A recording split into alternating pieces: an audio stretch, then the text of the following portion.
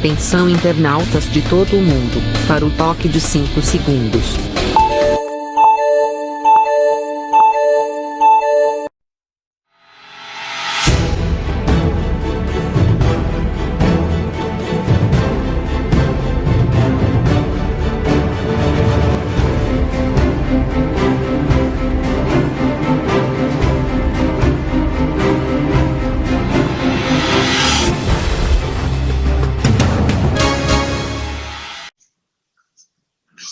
Muito bem, começando mais um programa Sérgio Cruz aqui pela viamorena.com.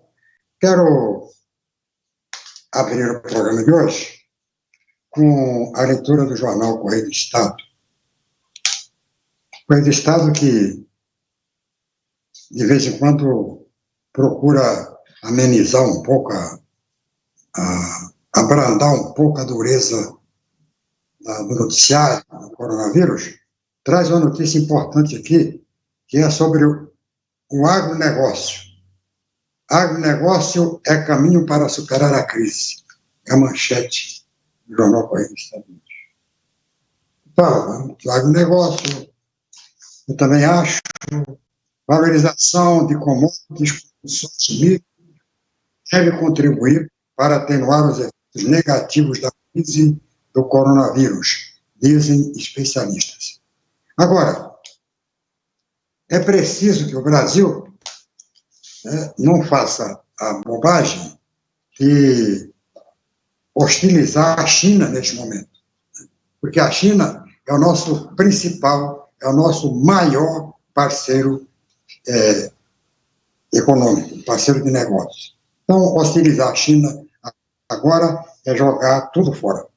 O governo chinês tem pedido, exigido até algumas retratações do Eduardo Bolsonaro, e o governo tem feito vistas grossas, e uma hora dessa a China pode engrossar com o Brasil. E se a China deixar de comprar produtos do Brasil, principalmente carne e soja, aí o Brasil vai ter que queimar soja e queimar carne, porque os Estados Unidos não vão comprar carne do Brasil o suficiente para manter uma boa relação no balanço de pagamentos. Secretaria de Saúde prevê aumento de casos em Mato Grosso do Sul. O PIB brasileiro pode encolher 5%. Aqui uma notícia no jornal de hoje. No jornal de sábado. Jornal de sábado.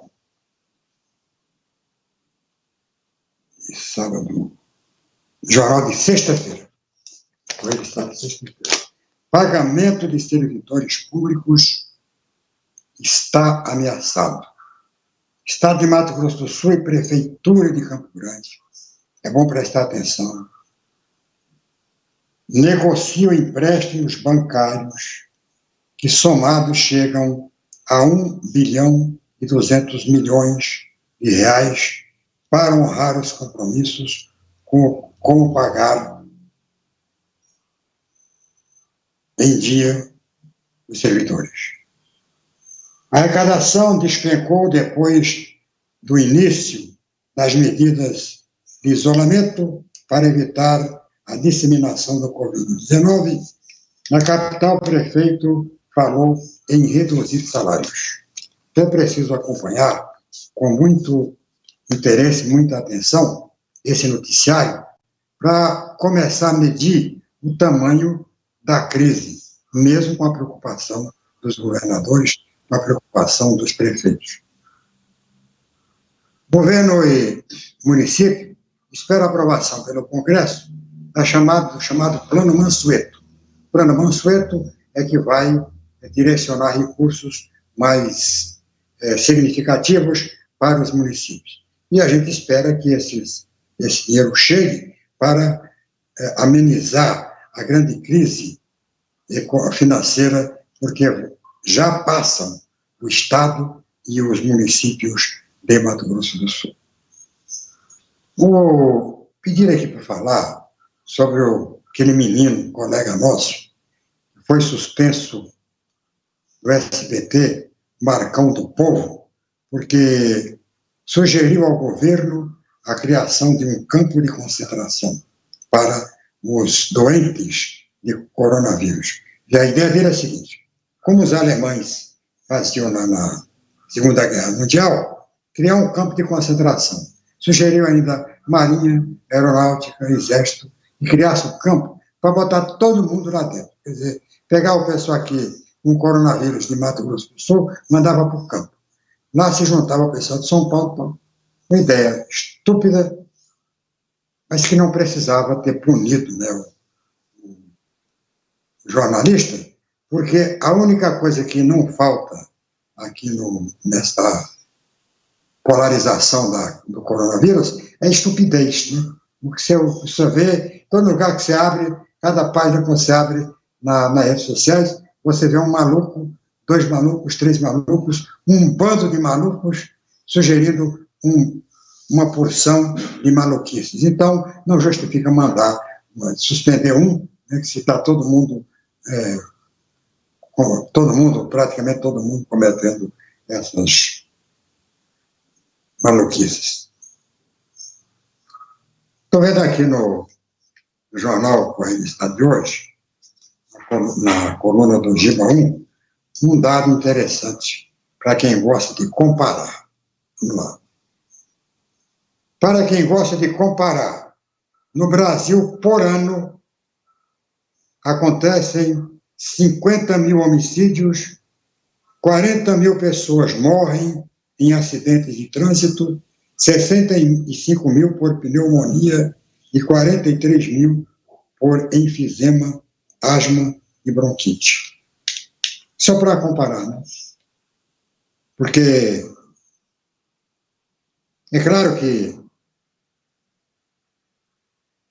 vai diminuir um pouco de homicídios, né? Porque diminui os assaltos, tem toque de recolher, tem mais segurança nas ruas e tal. O acidente de trânsito diminui, porque o trânsito está reduzido, tanto que o combustível, né? Você vê o preço que está. Caiu, está caindo porque o pessoal não está consumindo porque está andando menos de carro. E as mortes por enfisema, asma e bronquite, que são 43 mil por ano, vão continuar do mesmo jeito, né? Não é por causa do coronavírus. O pessoal fala, não, mas o pessoal está morrendo aí de bronquite e estão colocando no óbito, no atestado de óbito, que ele morreu de coronavírus.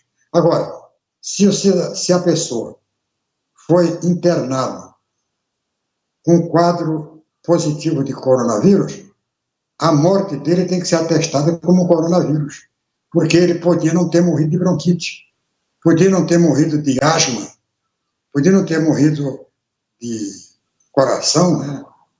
Podia ter morrido de outra coisa, mas ele morreu. O coronavírus simplesmente pode, eventualmente, ter antecipado a morte dele. Não é isso? Então, algumas coisas que a gente tem falando aqui. Na minha crônica de hoje, no programa Boca do Povo, eu falei aqui sobre o uso do quinino, né, que é o mesmo cloroquina. Quinino é a matéria-prima da cloroquina. Então, pega o quinino, vai lá tratar do fármaco e transforma ele num produto sintetizado. Não é nada mais que isso. Então, não é a primeira vez que é usado, que a quinina é usada, que a quina é usada. Já há mais de 100 anos,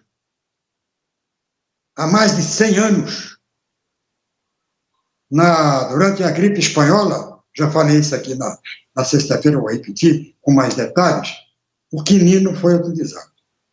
O Edson tem aí um anúncio que foi publicado na época por um jornal, me parece que o Estado de São Paulo, isso aí, que dá conselhos ao povo. Dá para correr, sim? Dá para correr isso aí, Edson? Dá? Os conselhos. Não. Isso. Vamos ver como tem muita coisa parecida hoje com 1918. Primeiro, evitar aglomerações, principalmente à noite. Baixa um pouquinho isso.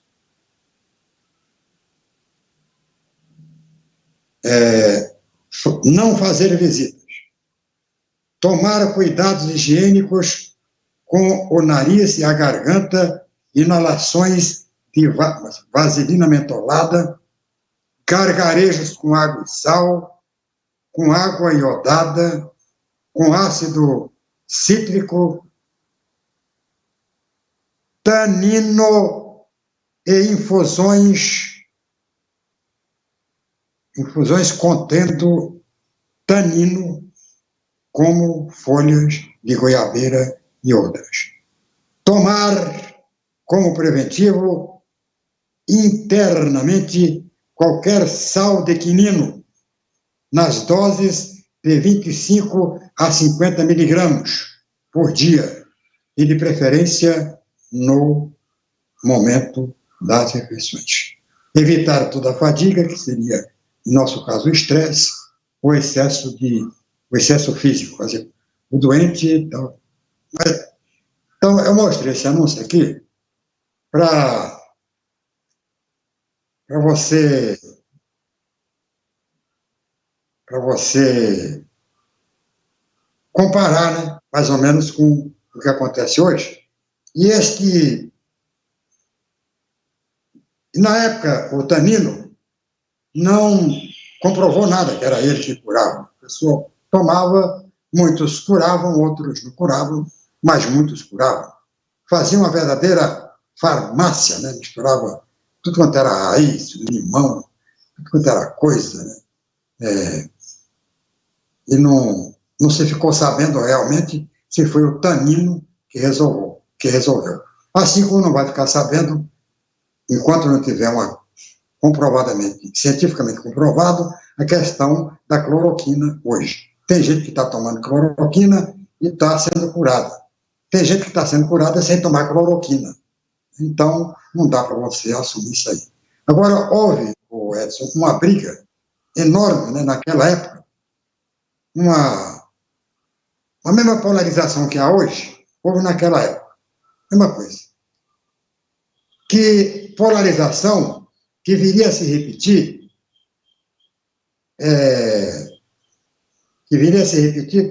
depois, em 1908, não, veio se repetir, não, o que aconteceu antes, né? Foi em 1908, 1907, 1904, foi em 1904 que teve no Rio, né? Aí já não tem mais a cloroquina. Aí eu quero me lembrar desse episódio da revolta da vacina para falar dessa questão de polarização. Eu cheguei à conclusão, em todas as minhas pesquisas durante esse meu isolamento voluntário, que não tem jeito aqui no Brasil, tá? Aqui vai polarizar sempre. Eu achei que havia polarizado em 1904, polarizado em 1908. Em 1904, a polarização foi tão grande, a revolta da vacina, que a população se revoltou contra o governo. Houve revoltas, saques, queima de veículos na rua, troca de tiros com a polícia, com o exército. Teve até um campo de concentração, foi criado no Acre, para mandar revoltosos, né, contra a vacina. Mas o Rodrigo Alves, que viria a morrer, né, era o presidente da República. Em 1918, ele foi candidato novamente, depois da revolta da vacina, ganhou a eleição, morreu antes de assumir, atacado pela gripe espanhola. Mas ele, Rodrigues Alves, conseguiu contratar um sanitarista que todo mundo conhece hoje no Brasil, chamado Oswaldo Cruz. O Oswaldo Cruz que é nome de rua, nome de colégio, nome de hospital, se transformou no pai do sanitarismo no Brasil. Mas o Rodrigues Alves, que era o presidente da República, deu todo o apoio ao Oswaldo Cruz. Ficou praticamente sozinho. A imprensa contra ele, praticamente a maioria do Congresso Nacional, tendo à frente Barbosa Lima, que era deputado federal à época, contra ele. Mesmo assim, ele garantiu o Oswaldo Cruz. O que Oswaldo Cruz fez? Criou a vacinação obrigatória. Com o auxílio de um urbanista, ele derrubou, demoliu todo aquele casario antigo e contaminado. Então, é claro, a população se revoltou contra ele, mas o Rodrigues Alves, que era o presidente da República, sustentou, aguentou a revolta. Era localizada no Rio de Janeiro, não se esparramou pelo Brasil, até porque o projeto de combater... Olha o que tinha lá. Peste bubônica, malária, varíola e que tais, né? Tudo quanto era coisa ruim tinha no Rio. Era tão ruim a situação do Rio de Janeiro que os navios não estavam mais aportando no Rio de Janeiro para evitar que as suas tripulações fossem contaminadas. Mas ele garantiu como se garantiu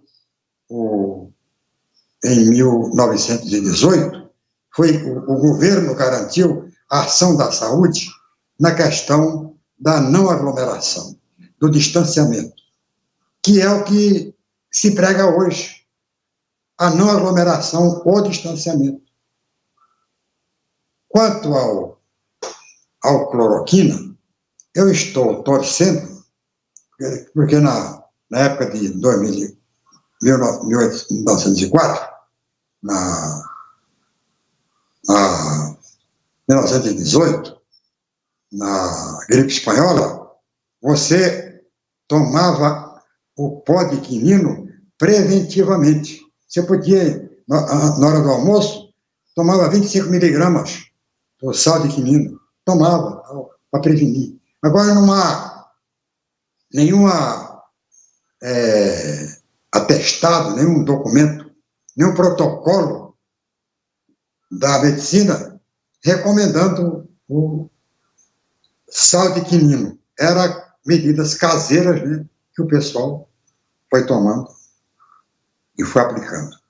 Falei aqui, inclusive aqui em Campo Grande, esse sal de quinino foi aplicado. O prefeito Rosário Congro, que era o intendente na época, era o interventor municipal, conseguiu 1 quilo de tanino que veio de São Paulo. Foi um milagre, né? Ele ainda solidariamente pegou meio quilo e mandou para Corumbá, onde a situação era mais grave.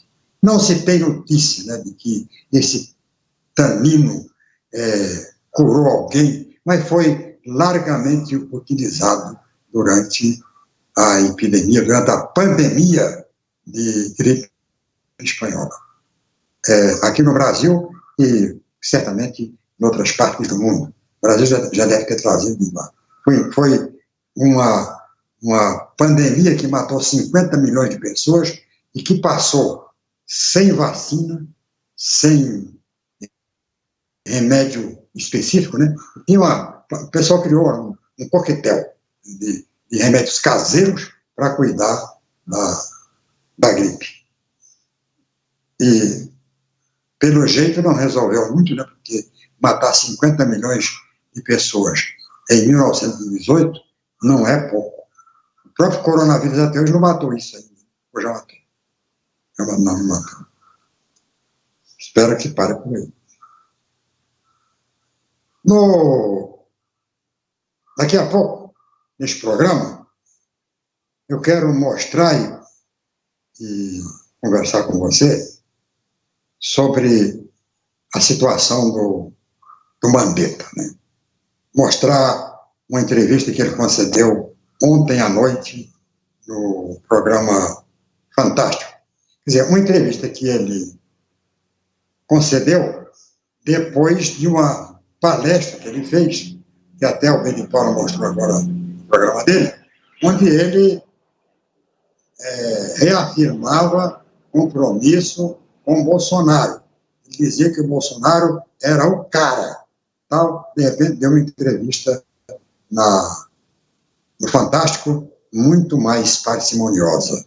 Eu quero falar com você sobre isso depois do tempo em Brasília e no Mato Grosso do Sul.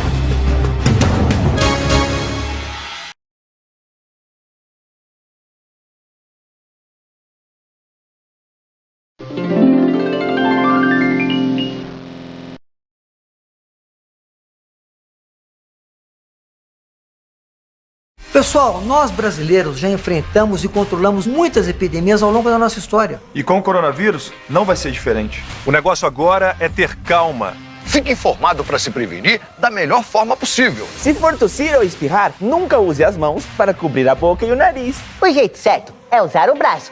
Contra o coronavírus, mantenha os ambientes ventilados. E lembre-se, a melhor receita para a prevenção é manter as mãos sempre limpas. Contra o coronavírus, não pode vacilar, gente. Lave bem as mãos, dedo a dedo, com sabão. Se não puder, use álcool em gel. Febre e tosse ou dificuldade para respirar são alguns dos sintomas. Não precisa sair correndo para o hospital por causa de um simples resfriado. Mas caso precise, há uma unidade básica de saúde pertinho de você. Com informação, vamos lutar contra o coronavírus. Juntos somos mais fortes.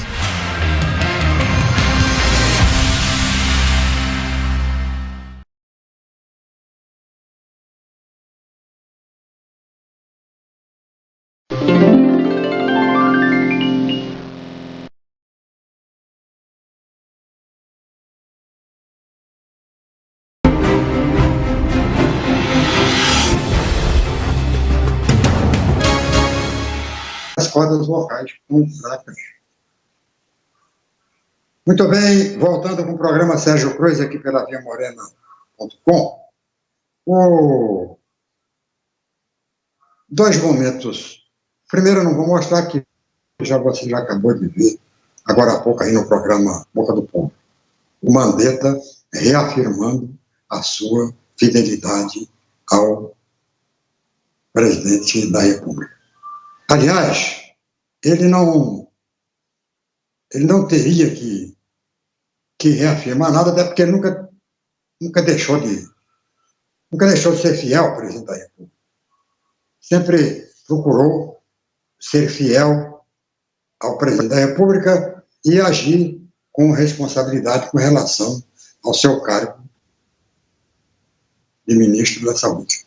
E foi agindo assim, com fidelidade, com respeito à sua função de ministro, que ele conseguiu a simpatia geral da população brasileira, com restrições, naturalmente, do presidente e do grupo que rodeia o presidente da República. Então, mas ele ratificou aquilo que ele vem afirmando sempre, que não quer fazer nada sozinho, mas ele está fazendo a parte dele.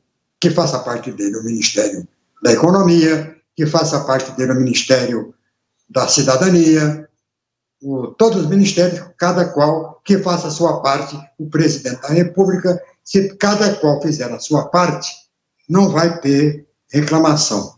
E o programa vai ser bem sucedido. Vou dar uma pirateada aí, o índio na entrevista que concedeu ontem ao Fantástico, o ministro Mandetta. Dá para rodar? Ministro, primeiramente, muito obrigado pela entrevista. Estou aqui no Rio de Janeiro. O senhor está em Goiás, é isso? Em Goiânia, no Palácio das Esmeraldas, que é a sede do governo do estado de Goiás, é isso? É isso, eu vim aqui hoje, minha família, eu e minha esposa, nós estamos sem os filhos, sem meu pai, sem minha mãe.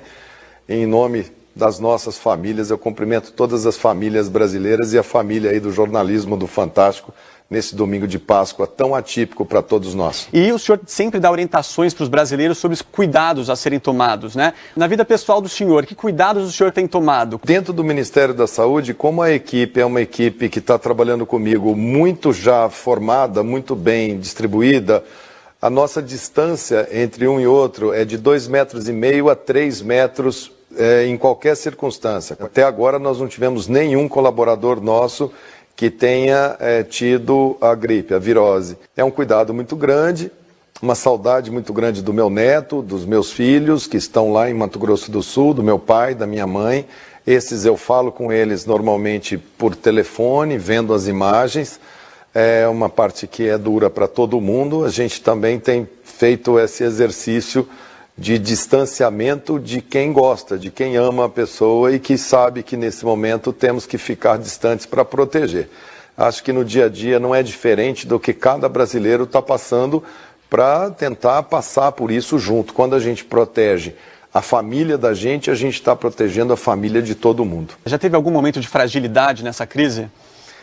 Olha, eu acho que sim, eu acho que a gente às vezes também se pega profundamente emocionado quando um neto pergunta por que você não está indo lá vê-lo, às vezes você fica um pouco emocionado, a voz fica um pouco embargada, mas você respira fundo. Ministro, vamos aos números aqui. Neste feriado da Semana Santa, o Brasil ultrapassou a marca de 1.000 mortes por coronavírus. Qual que é a expectativa para essa próxima semana? Bom, primeiro nós sabemos que esses números estão subestimados. Dentro do que a gente pensava lá no início, em fevereiro, fazendo simulações com outros países, fazendo adequações para o nosso clima, mais ou menos a gente sabia que chegaria a primeira quinzena de abril aproximadamente com esses números.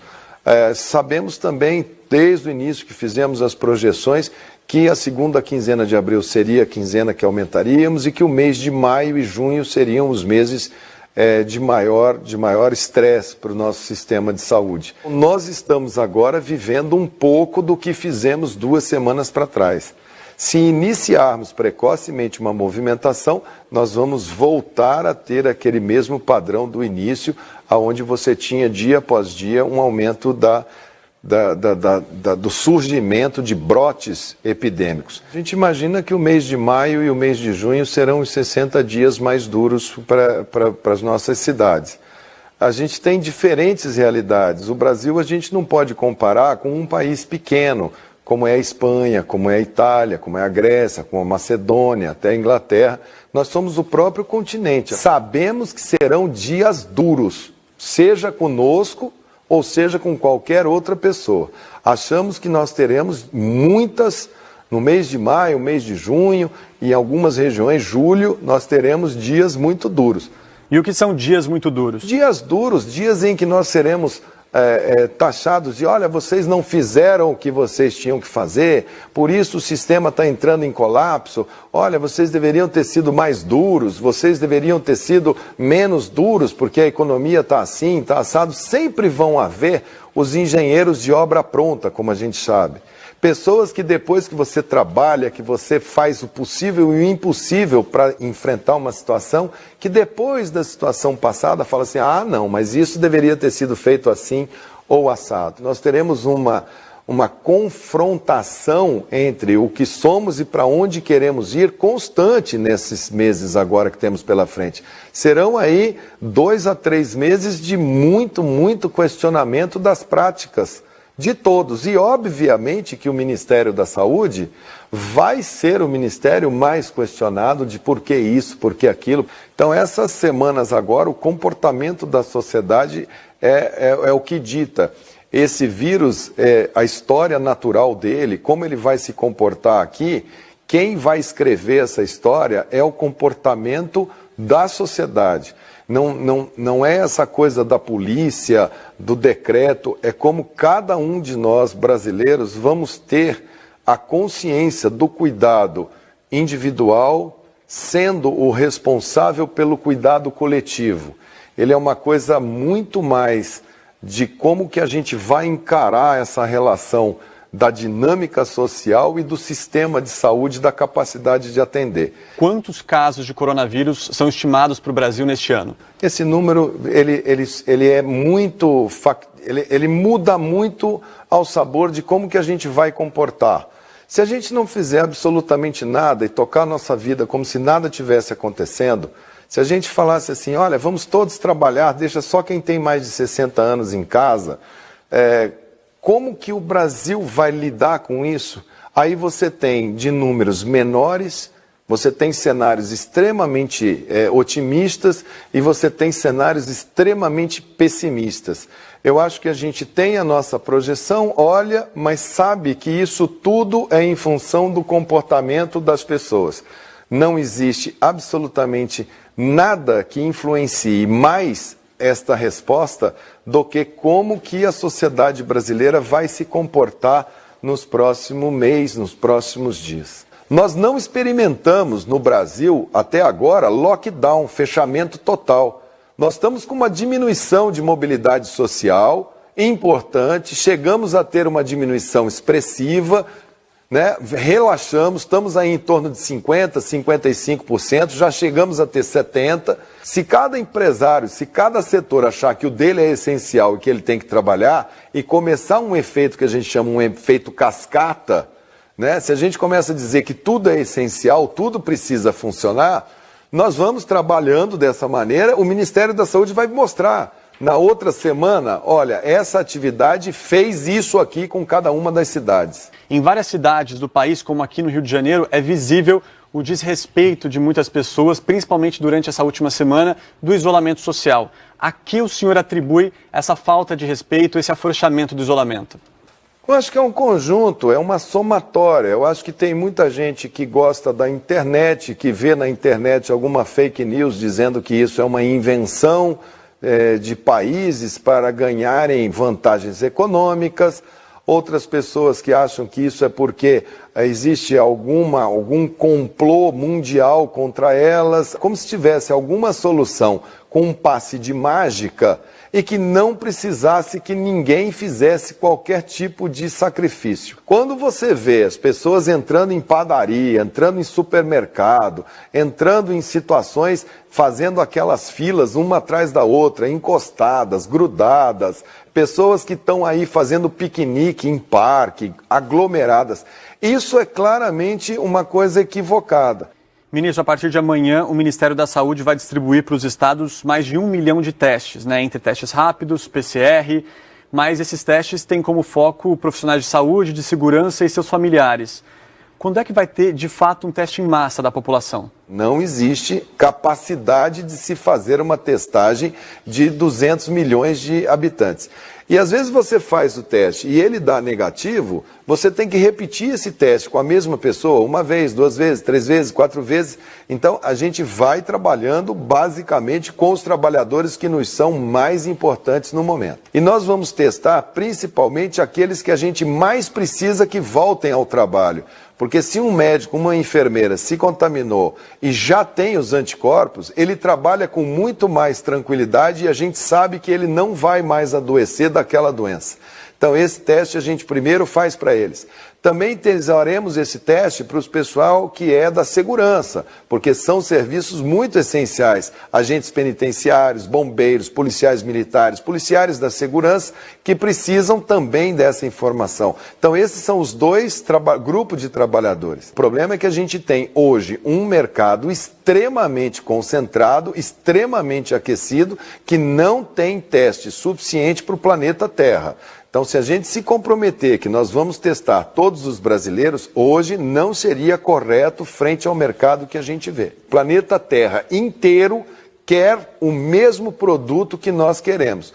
O que, portanto, nos faz ter muita cautela em termos de nos comprometer com se nessa semana teremos ou na outra. O Brasil é sim um sistema forte e que está tentando trazer o melhor ponto de equilíbrio para os brasileiros. Ministro, se não tem uma testagem tão ampla da população, a gente não tem como prever exatamente o avanço da doença. A gente está no escuro? Não, a gente não está no escuro porque mesmo com essa testagem, a gente tem modelos matemáticos. Então, a gente com esses números, com esses exames que nós fazemos, nós temos modelos estatísticos e modelos matemáticos que nos permitem dimensionar qual é o ritmo, para onde está indo, em que bairro está, em que cidade está, se está se deslocando para qual faixa etária, se está internando quem, qual é a capacidade instalada. Nós temos modelos matemáticos que nos permitem fazer cálculos muito bons, que nos dão muita informação, sem estar testando 100% das pessoas. Não tem receita de bolo. O que tem é o Ministério da Saúde agrupar isso e ir mostrando e dizer, olha, tomem cuidado aqueles que estão no nível mais alto de transmissão. E aí cada governador, cada prefeito sabe o que está fazendo. O ministro da Saúde foi cuidadoso ao falar das atitudes do presidente da República. Ministro, o senhor tem dito nas coletivas que médico não abandona paciente, mas ao mesmo tempo tem falado que precisa de paz para trabalhar, tem reclamado de solavancos internos, houve insinuações de demissão do senhor. O próprio presidente da República não respeita as orientações do Ministério da Saúde seguidas vezes. Ontem mesmo, o senhor e o presidente foram até Águas Lindas de Goiás, na região de Brasília, acompanhar a construção de um hospital de campanha. E na frente do senhor, o presidente fez questão de cumprimentar apoiadores, fazer aglomeração. Uma mulher chegou, inclusive, a beijar a mão do presidente. Essa relação do senhor com o presidente, de alguma forma, constrange o senhor? Olha, ela preocupa, porque a população olha e fala assim, mas vem cá, será que o ministro da Saúde é contra o presidente, né? E não há ninguém contra nem a favor de nada. É o que eu digo, o nosso inimigo, o nosso adversário, quem a gente tem que ter foco para falar, ó, é esse aqui que é o nosso problema, é o coronavírus, é ele que é o nosso principal adversário, nosso principal inimigo. Se eu estou ministro da Saúde, eu estou ministro da Saúde por obra de nomeação do presidente. O presidente olha muito também pelo lado da economia e chama muito atenção o lado da economia. O Ministério da Saúde entende a economia, entende a cultura, entende a educação, mas chama pelo lado de equilíbrio de proteção à vida.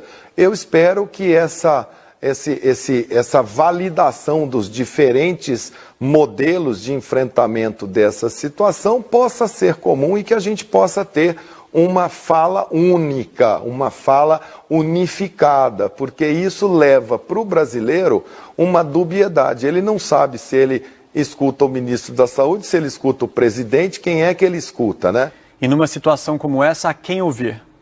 A gente pode ter uma disciplina e pedir muita disciplina para as pessoas. Por favor, disciplina significa faça você também o seu sacrifício para a gente bloquear o máximo possível. Eu não posso chegar e falar assim, essa pessoa está fazendo isso aqui, isso é certo, isso é errado. Eu estou dizendo qual é o caminho, vamos por aqui. Se vocês vão a um médico e o médico fala, olha, não coma doce porque você é diabético, tem pessoas que comam doce sistematicamente, mesmo sendo diabético. A gente pode dizer para ela, olha, você vai ter problema, seu rim vai parar, você pode ter déficit de visão, amputação de perna, e a pessoa continua comendo doce. Mesmo que a pessoa tenha todas essas complicações, a gente vai lá para tentar minimizar o problema da visão, do rim, da perna. A gente continua com esse doente para tentar ajudar ao máximo, encontrar um bom caminho para a gente superar isso que pode ser no Brasil uma coisa superável com menos ou com mais intensidade de estresse para a nossa sociedade. Infelizmente não vai ser num toque de mágica que a gente vai passar por isso. A gente tem que pautar por foco, disciplina, ciência e ficar muito firme nesse tripé, planejamento, para que a gente possa sair disso juntos.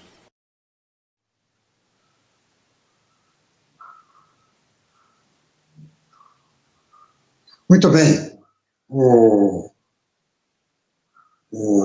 Essa foi a entrevista concedida ao Fantástico na noite de ontem pelo ministro Henrique Mandetta. Não reafirmo, não volto a tocar no assunto, na questão da fidelidade ao presidente da República, mas fez declarações altamente ponderadas com relação a todo o quadro, toda essa disputa que existe. Estou torcendo para o ministro não sair. O ministro Mandetta está no cargo, permanece no cargo, por uma exigência da população. A população é que está exigindo a presença dele no Ministério da Saúde. Há um pequeno grupo influente, forte, que quer que ele saia, que quer que ele adote a posição irresponsável do presidente da República de voltar tudo ao normal e acabar com essa política de isolamento, de distanciamento, comprovada no mundo inteiro como a mais eficiente para o combate da pandemia. Não existe outra receita, até agora. Não tem vacina, não tem remédio, não tem nada que garanta a cura do coronavírus, a não ser o isolamento, a não ser evitar o contágio. Isso aí, o ministro está careca de passar para a população. E me parece que ele não vai abrir mão disso, enquanto não tiver a certeza absoluta de que pode liberar. Pelo menos neste aspecto, o Mandetta tem sido coerente desde que passaram a exigir dele posições menos rigorosas. Ele já flexibilizou o problema do cloroquina, que não tem nenhum estudo, não tem nada publicado acerca da eficiência do medicamento, mas ele liberou. Liberou como? Fica a critério do médico. Critério do médico e do paciente, a aplicação da cloroquina. Mais que isso, o ministro não pode fazer. O ministro não pode autorizar, ou obrigar o médico a usar aquele remédio. Não pode, ele não tem autoridade para isso. Nem o presidente da República tem autoridade para obrigar alguém a tomar um remédio que não é cientificamente comprovado. Ninguém pode fazer isso. E responsável que é, o médico, o Mandetta, não vai roer a corda, Não, o presidente está certo, o presidente tem razão, então vamos obrigar que no SUS, no Serviço de Saúde, o paciente, o médico, seja compulsoriamente obrigado por lei, obrigado a receitar, a aplicar tal medicamento.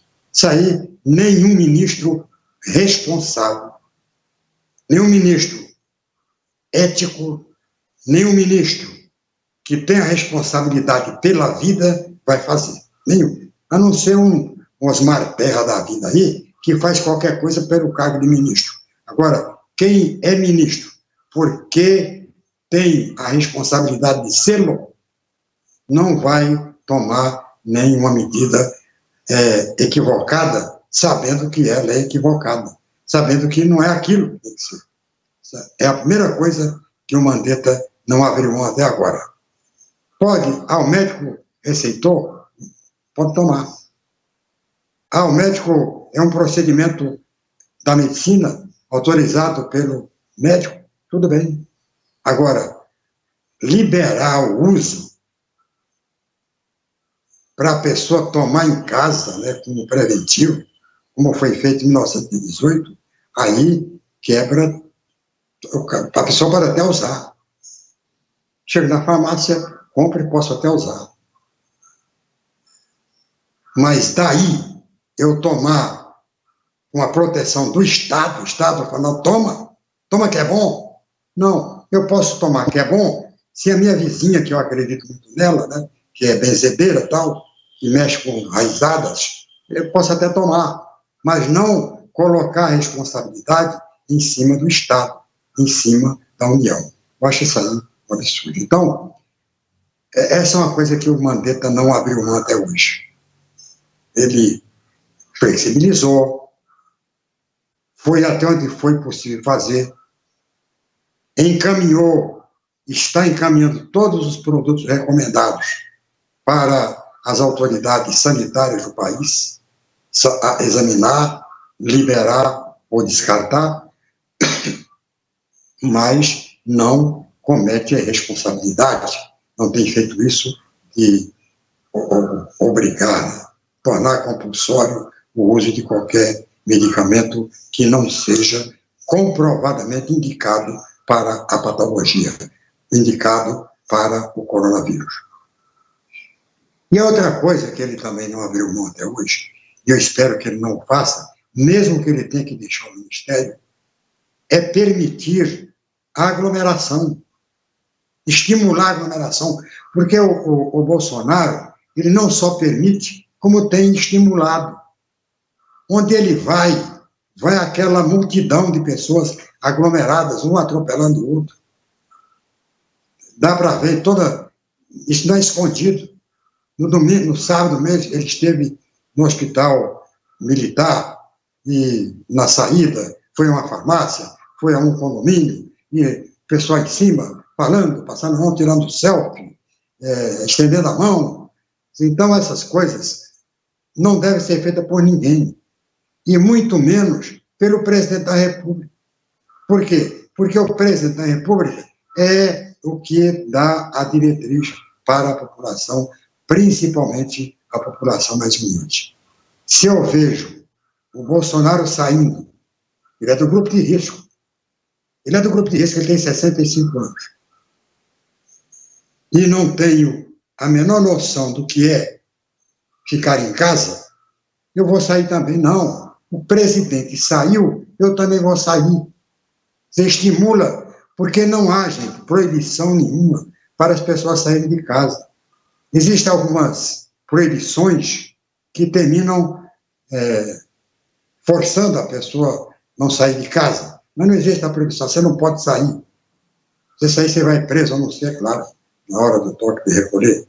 Mas você pode sair, saia se precisar. Mas se não precisar sair, fique em casa. Não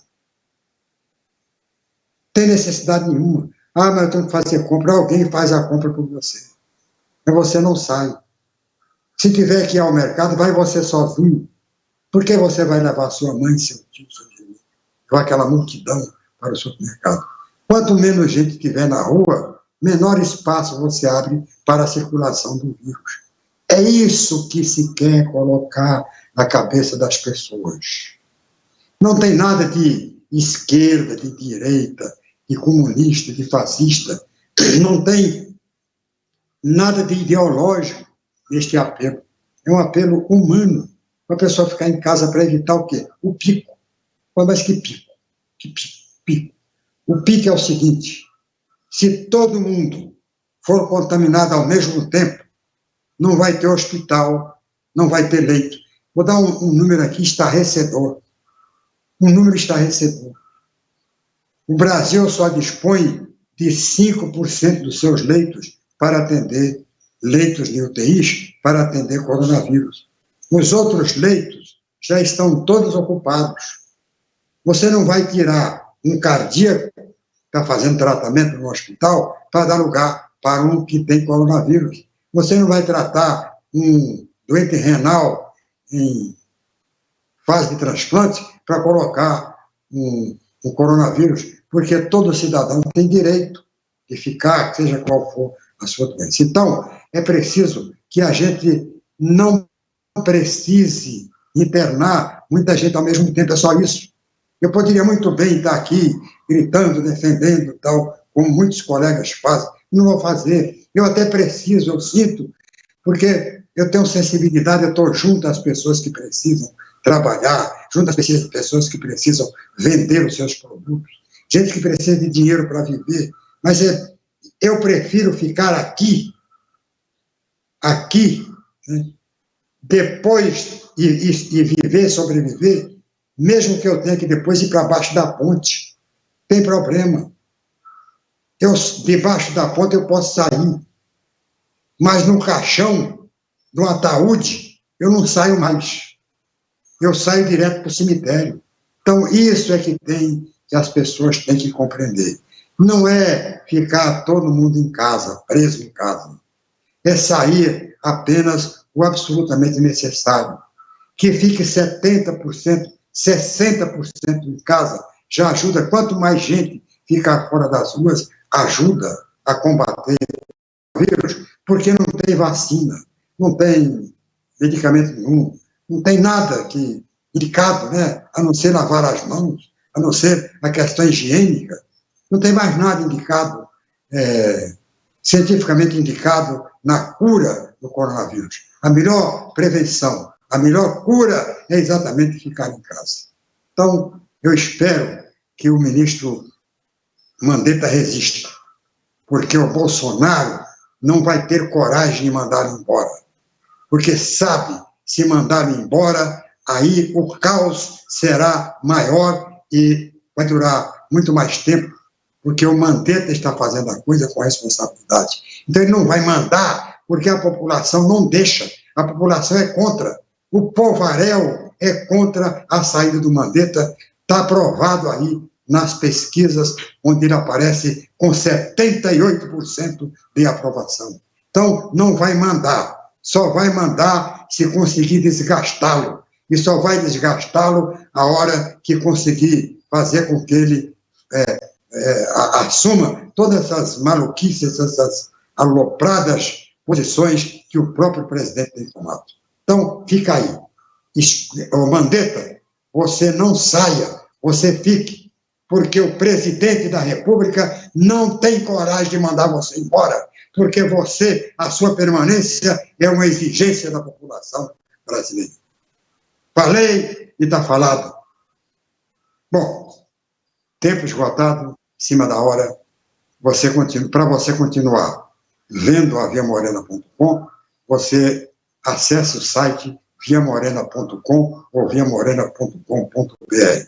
Nós vamos agora desconectar a rede social, mas você pode continuar assistindo a Via Morena, que vai ter um debate muito bom durante algum tempo, vai ter documentários, música, para que você faça um intervalo aí nos noticiários e tenha uma quarentena sem estresse, ou com menos estresse. Muito obrigado por sua atenção e tchau, Pica-Pau.